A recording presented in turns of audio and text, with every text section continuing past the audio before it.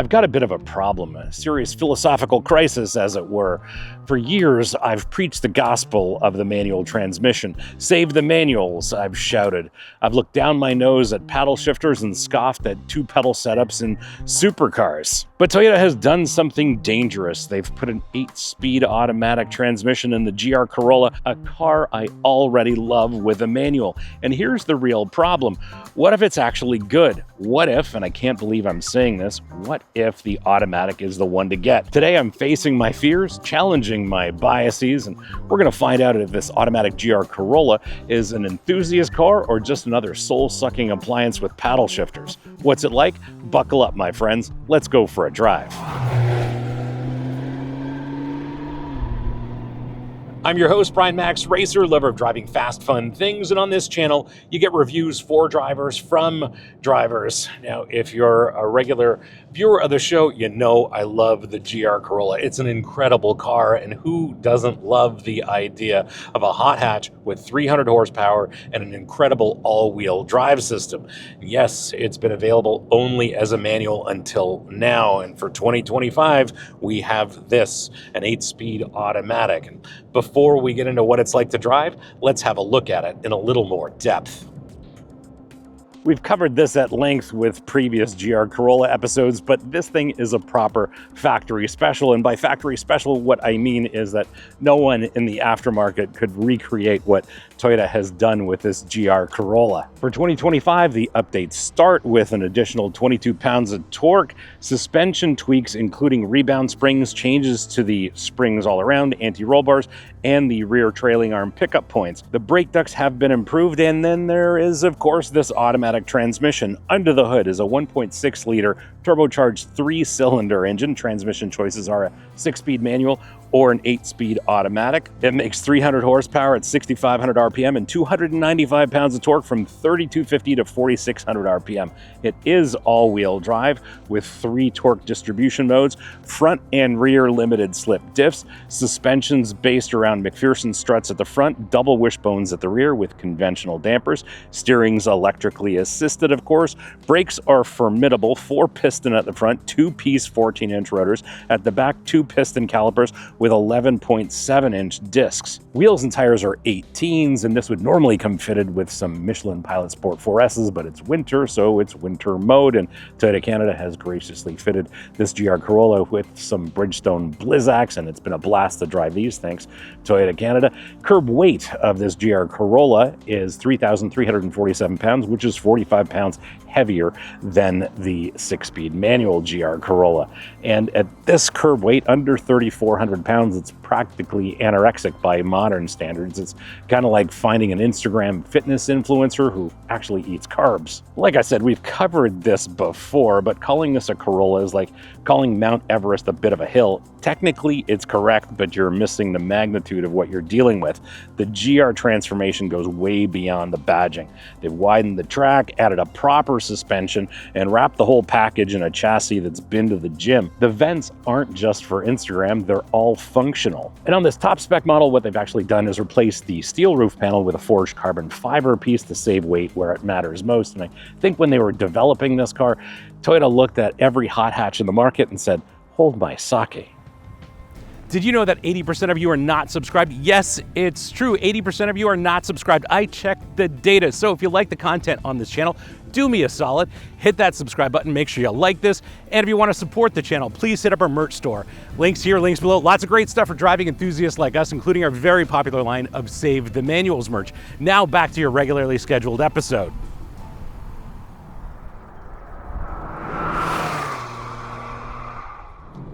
In the cabin, I guess we're at a net loss because we've lost a pedal, but otherwise, nothing really has changed here. We still have the same fantastic seating position, same wonderfully supportive seats. Yes, I'd love to sit a little bit lower in the chassis, but I've got a great relationship to the steering wheel and to the pedals. The seat is incredibly supportive. Love this upholstery as well. Really well done, Toyota. These sport seats hug you as hard as an Italian grandmother who hasn't seen you since Christmas, and they're probably just as unlikely to let you go. The steering wheel is just the perfect shape, perfect size. We've got some secondary controls for different things here, but love the way this steering wheel is shaped and sized. It feels great in your hands. Paddle shifters, however, I think they're plastic. I'd maybe like to change these, and I suppose there will be an aftermarket for this. Some nice machined aluminum or carbon fiber paddles would be awesome here. There's an actual mechanical handbrake here, and the handle is upholstered in leather, which I think is Toyota's way of saying we know exactly what you're going to do with this. The ergonomics are fundamentally Corolla, which mean they are simple, straightforward, very easy to understand. First level ergonomics are just spot on. There's no learning curve here whatsoever. Secondary controls straightforward as well. The instrument cluster is digital, configurable to a certain degree, as is the heads-up display, both of which I appreciate, very legible and all kinds of lighting. Really dig the fact that there's a heads-up display here. That would be helpful on a track, and it's been a while since we've driven one of these on track. Might need to do that again soon. There is the infotainment screen that does pop out of the dash here. Maybe not the most aesthetically pleasing choice, but it is Toyota's latest. I run it on wireless CarPlay. Very simple and straightforward as well. There is a wireless charger for your phone. In terms of storage, well, it's a Corolla, so there's not all that much of it. A couple of cup holders here, and that's just fine. Some bottle holders in the door. And again, because it's a Corolla, there's a modest amount of space under the hatch. I've got my camera bag, backpack, tripod, a couple other things back there, and that's about all that's going to fit. Of course, you can fold down the rear seats if you have larger items, which is the kind of utility that a hatchback is supposed to be all about. In terms of spaciousness, well, there's a decent amount of room in here. I'm actually pretty impressed. You and your passenger can be very comfortable in this front row. In the second row, I can actually fit behind myself in this seating position quite comfortably, surprisingly. And as for anyone who says I'm seated too close to the steering wheel, well, the first one who says that loses. And with respect to visibility, again, it's a Corolla hatchback, so it's easy to see out of in all directions. Love the big outboard mirrors, and on this channel, we know that when we adjust our 3 mirrors properly, blind spots aren't real.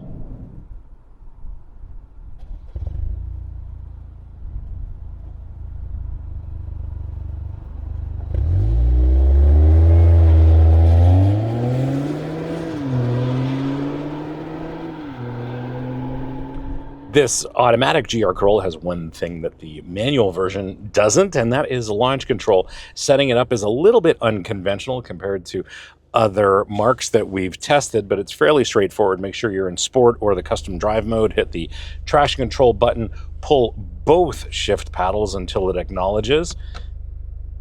Launch ready, foot on the gas, release the brake, and away we go.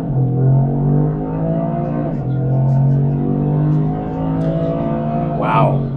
Now the thing is with this GR Corolla, it is real world quick. It's very, very quick in a straight line, and it's such a treat to be able to launch a very small and capable car like this.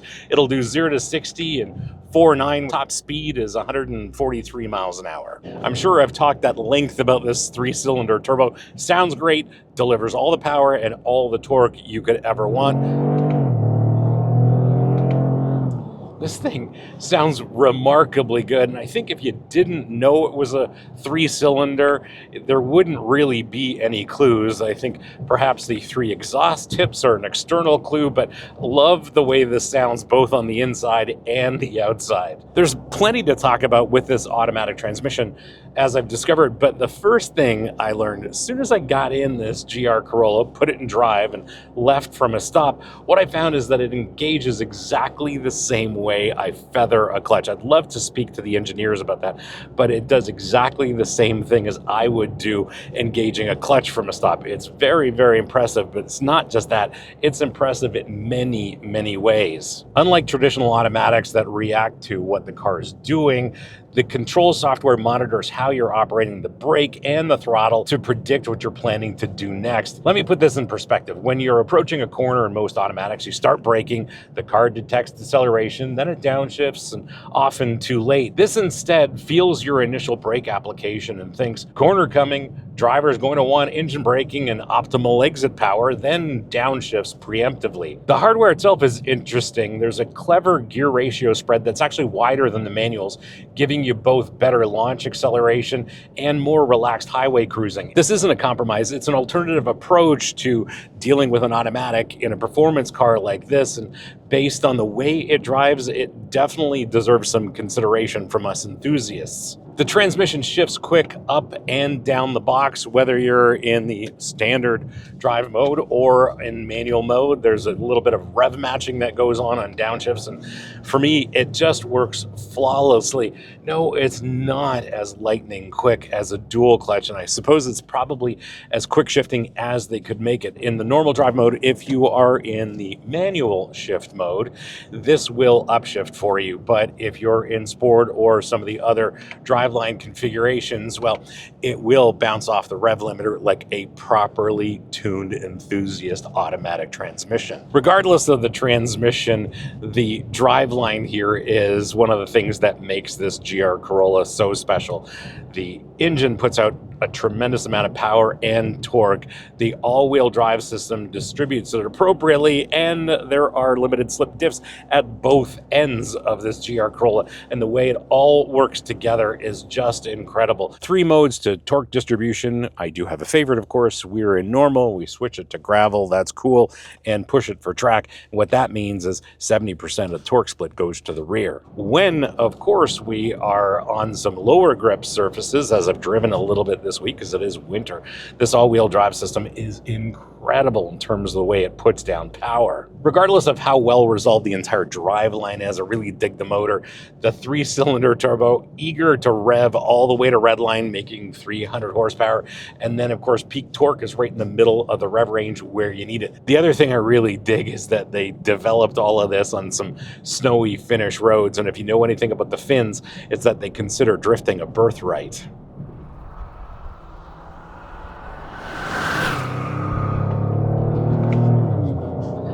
Since we're talking about handling, might as well find some corners, shall we? Let's.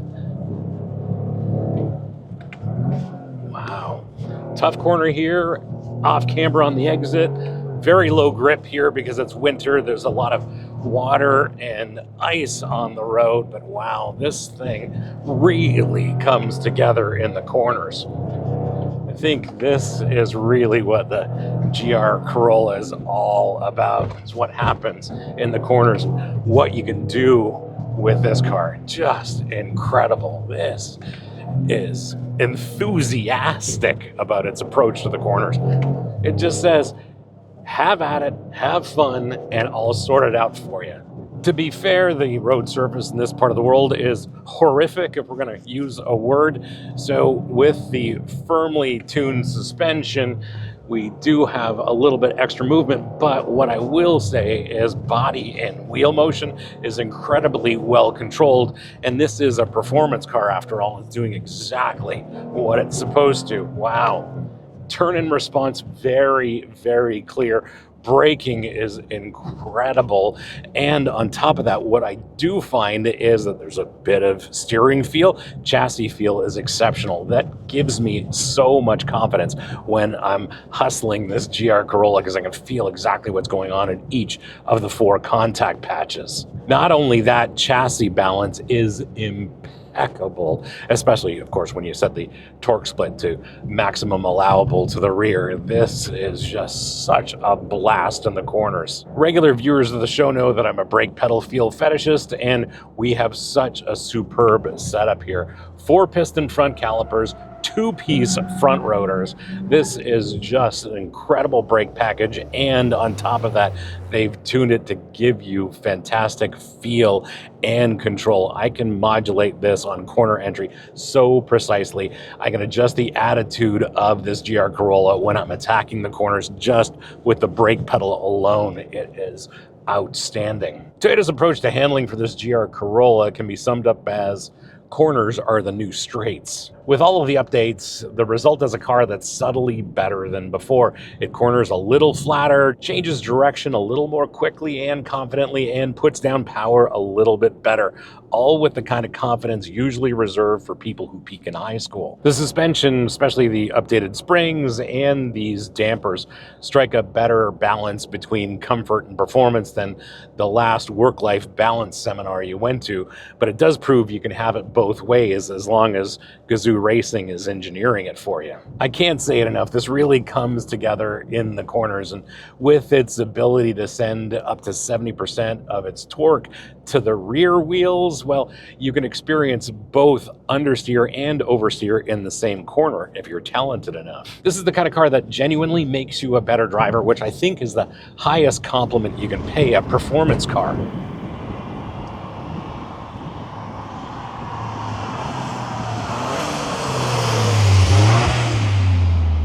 How do you spec yours? Well, fairly easy question to answer, but one caveat as we will discuss. Now, you are looking at supersonic red paint with the black and red interior. In the US, this tester would be a Premium Plus. In Canada, it's known as a Premium, and the automatic is baked in at a $2,000 premium over the 6-speed manual. Base price in the US is $47,515 plus $475 for this paint for a total as tested of $47,990. In Canada, base price is $58,737 plus $255 for this paint for a total as tested of $58,992. And these prices are before freight, local taxes, etc. For my American friends, the core trim might just be the performance bargain of the decade. That would be kind of like finding a genuine Rolex at a yard sale by someone who's priced it as a knockoff. Now, the age-old question of manual or automatic gets interesting with the GR Corolla, and thankfully we have a choice. I think the decision comes down to philosophy rather than performance. Do you want the hands-on engagement of the manual, or do you want the focus purely on the driving line and let the transmission read your mind? There's no wrong answer, of course, but it is a $2,000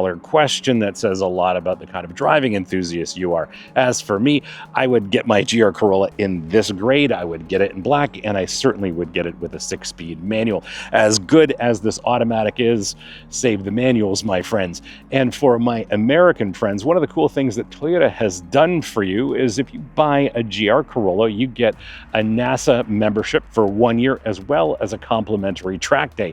And show of hands, who's a NASA national racing champion?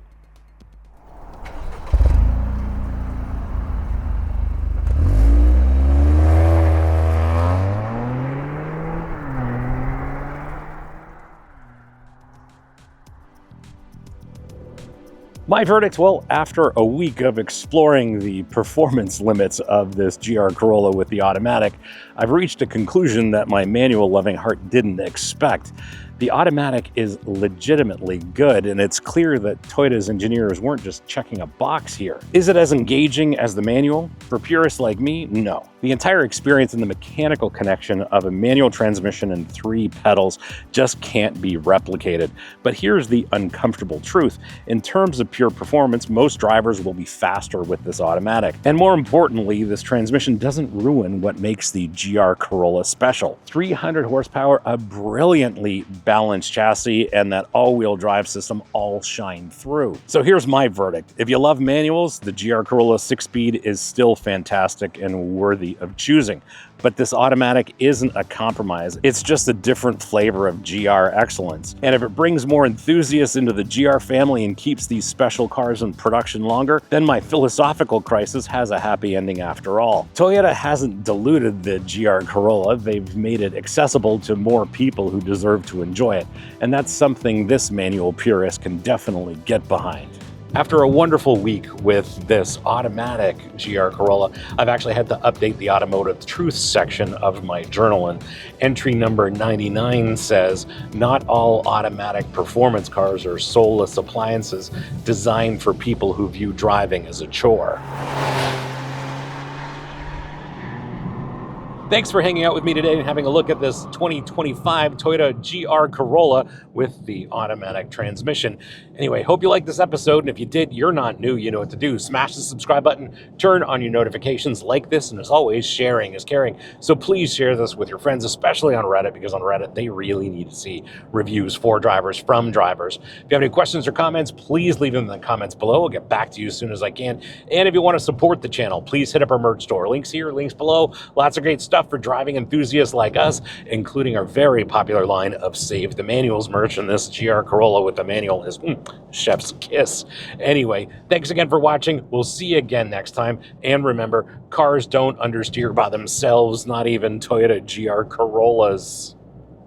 Since you've hung around this long, well, have a look at the last episode we did with the GR Corolla with the 6-speed manual. I think you might appreciate that one, and it's definitely a different driving experience than this one with the automatic. Thanks again for watching. See you again next time.